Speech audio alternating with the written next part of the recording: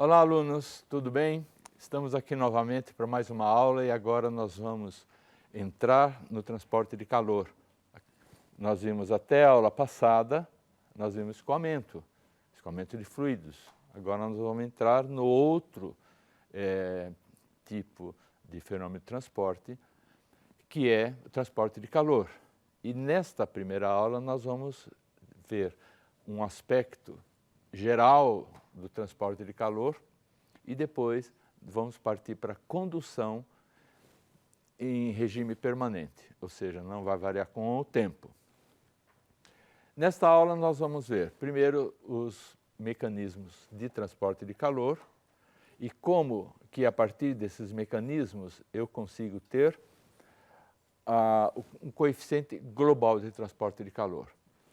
Nós vamos ver a equação geral para a condução em regime permanente e depois condução em regime permanente para parede simples, com condutividade térmica constante com relação à temperatura. Então, nós vamos fazer assim, nós vamos do mais simples para o mais complexo.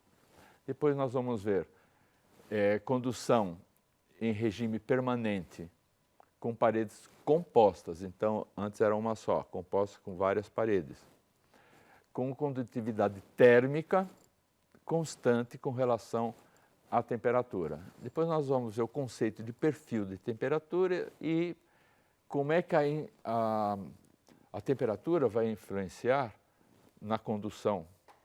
Daí a condutividade térmica variando com a temperatura. E depois nós vamos ver o conceito de resistência térmica e resistência à condução. Então vamos lá. Temos muito caminho pela frente. Nós vimos nas primeiras aulas, na segunda, vimos que os fenômenos de transporte são comandados por uma equação que se chama equação de fluxo. Para o transporte de calor, temos o fluxo da propriedade, que vai ser o calor, um coeficiente cinético, que vai ser a condutividade, e uma força termodinâmica, que vai ser a diferença de temperatura. Isto que eu acabei de falar está escrito aqui. Então, o fluxo de calor, JQ, igual o calor, então eu estou tirando J para deixar já o símbolo mais usual do calor, que é o Q, igual calor por tempo por área. Este grupinho aqui, calor por tempo por área, é fluxo. Tudo que se transmite por área por tempo chama-se fluxo. Igual o coeficiente cinético e um gradiente de temperatura. Notem que essa equação, toda ela é vetorial. Então, se é vetorial, vai estar em função de coordenadas x, y, z. E o gradiente, idem. Então, a variação da temperatura nas três direções.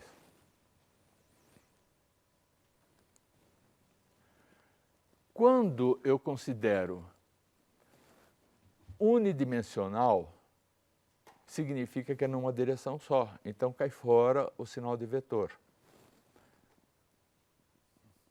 Eu já não ponho mais a flechinha, sinal de vetor. E a derivada, que eram três derivadas, somatória de todas as derivadas, fica uma derivada só. Então, nesta condição, eu tenho as três possibilidades, os três mecanismos de transporte de calor: condução, convecção e radiação. Então, vocês olham essas três equações e vocês vão ver que cada uma delas tem o seu coeficiente cinético característico. O coeficiente cinético de condução, o coeficiente cinético de convecção e o de radiação. Então, nós estamos vendo condução. Em próximas aulas, nós vamos ver convecção e em outras aulas, radiação. Vamos pegar um exemplo prático para ver se a gente consegue entender direito. Imagine um forno que tenha uma chama muito forte, né? Está sendo queimado alguma coisa dentro desse forno. Então, as chamas no interior desse forno vão irradiar energia térmica, vão ter transporte de calor por radiação. Então, nas paredes internas do forno, eu vou ter calor chegando por radiação. Os gases da combustão, eles vão levar até a parede do forno calor por convecção.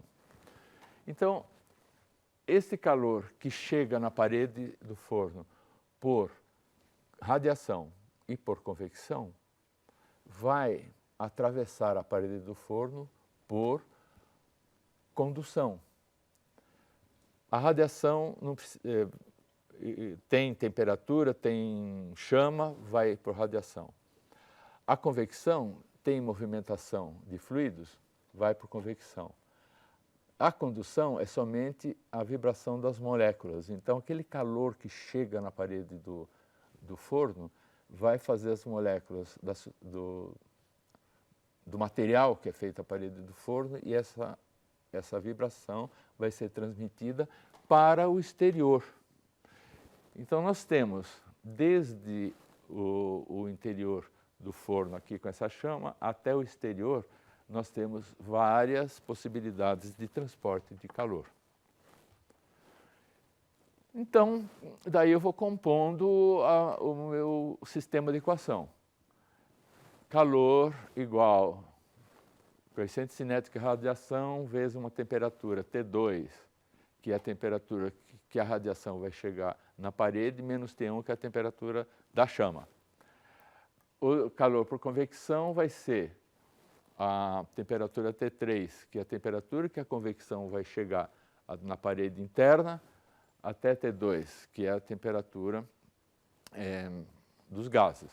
E assim, nós vamos vendo, e eu vejo o seguinte, que meu forno é constituído de 3 paredes.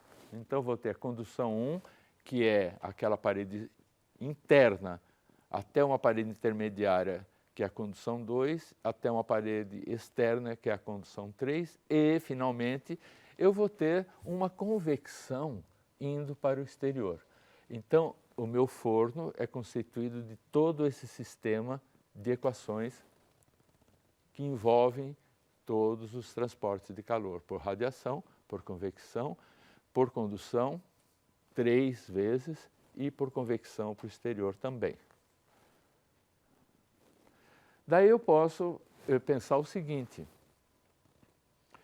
como eu estou tendo regime permanente, o calor que vai sair dos gases no interior do forno e da chama não vai variar com o tempo, então esse vai ser o mesmo calor que vai chegar na parede, que vai passar para a segunda parede, que vai passar para a terceira parede, que vai passar para o exterior. Então é um Q global, um Q total. E esse Q global, esse é o mesmo Q de radiação, de convecção, de condução 1, condução 2, condução 3 e convecção para o ar. É a mesma quantidade de calor. Por quê? Porque a energia se conserva. Lei da conservação de energia. Não existe perda de energia. Então, a mesma energia que sai de lá vai chegar no outro canto. Fazendo esses cálculos, transformando aquelas equações, igualando e cancelando as temperaturas idênticas, eu vou chegar chamando a temperatura final, ou seja, aquela temperatura lá da convecção fora, de T8, a temperatura inicial, a temperatura da chama de T1, lá no interior do forno, eu vou ter um Q global, que é a somatória do inverso das resistências. Isso daqui são resistências, vezes o ΔT global.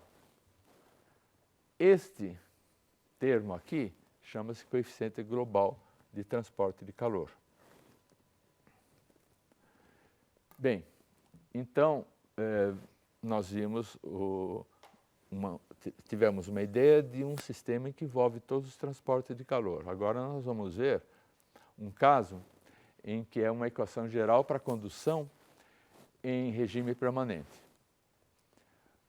O fluxo de calor não varia com o tempo. Se é regime permanente, não vai variar com o tempo.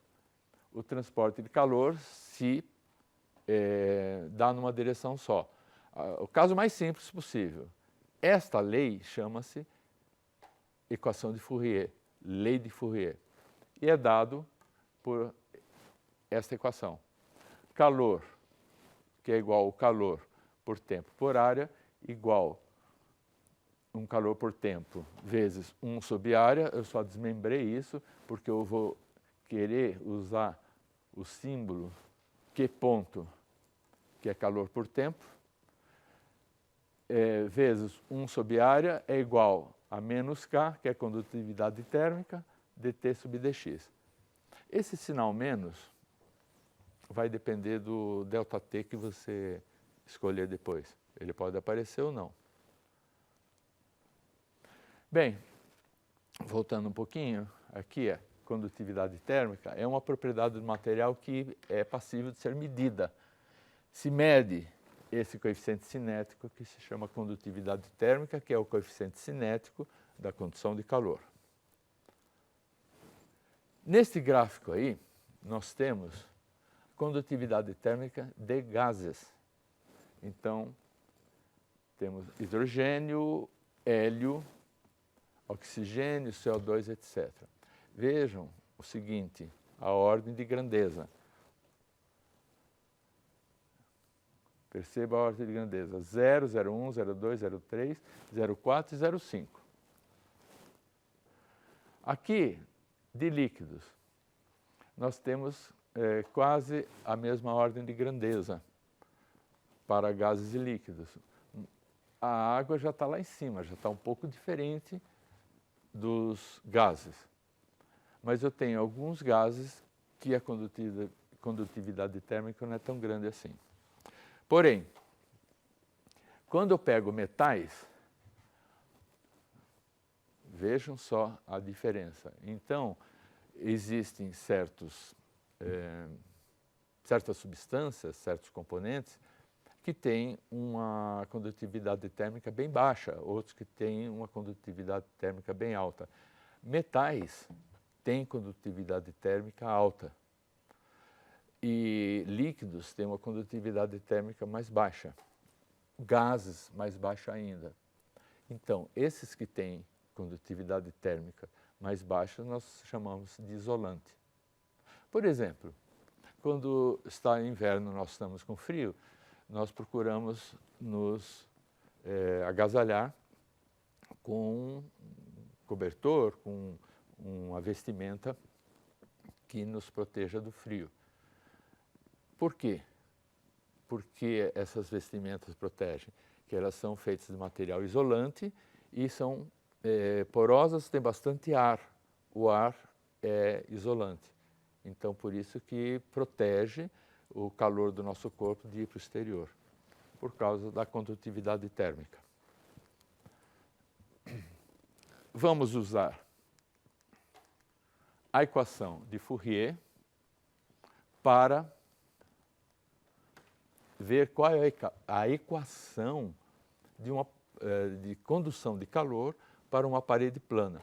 Porque assim, se nós formos usar essas equações para calcular equipamentos, os equipamentos ou são com paredes planas, ou são redondos, ou são cilíndricos, ou são esféricos. Então, nós partimos dessas geometrias básicas para ter uma equação para poder fazer o cálculo.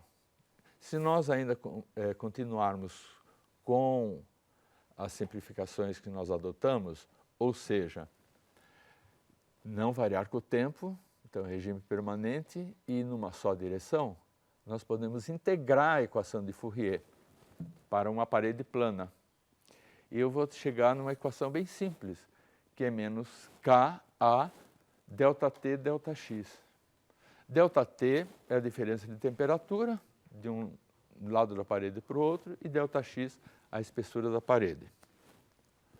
Se eu considerar uma tubulação, então, nesse caso, por exemplo, eu tenho um fluido quente passando na tubulação e eu pretendo conservar esse calor que está dentro do fluido.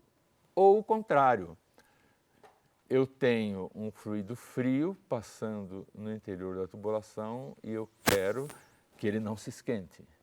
Então, eu preciso saber como é que vai ser o fluxo de calor para dentro ou para fora dessa tubulação. Faço a integração do mesmo jeito. Só que agora, em vez de ser somente a área, como era no caso da placa plana, eu vou ter uma área média logarítmica, que é dado por essa expressão que está aqui.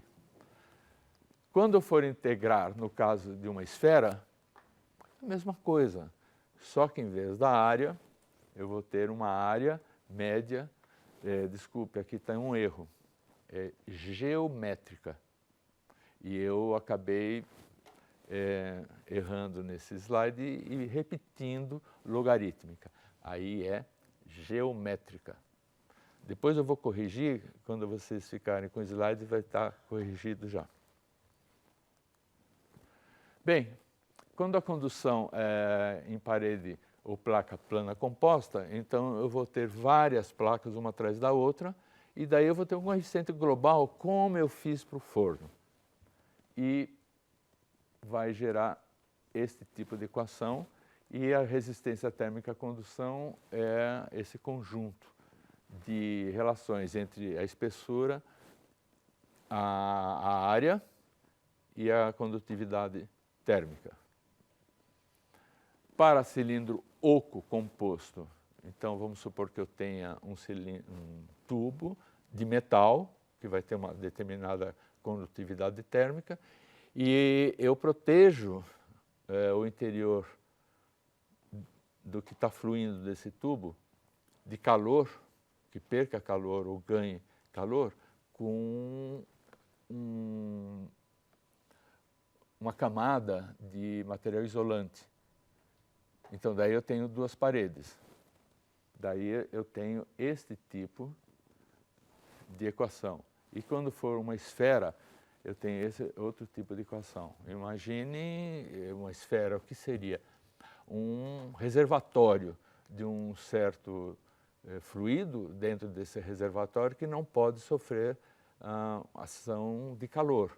Ele pode explodir. Então, eu tenho que ter o reservatório envolvido com um material isolante para que não entre energia térmica do exterior e prejudique o que eu tenho lá dentro, por exemplo.